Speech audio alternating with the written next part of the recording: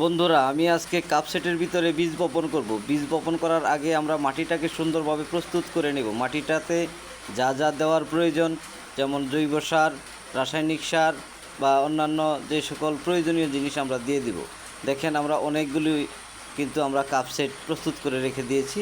এই মাটিটা সুন্দর করে প্রস্তুত করে কাপ সেটের ভিতরে ভালো করে আমরা মাটিটা দিয়ে দিব, দিয়ে ভরাট করে নেব। ভরাট করে তারপরে আমরা প্রত্যেকটা কাপে আমরা বীজ দিয়ে দিব। এখন বীজ আপনার যে এক একটা গাছের জন্য এক এক রকম দিতে হয়।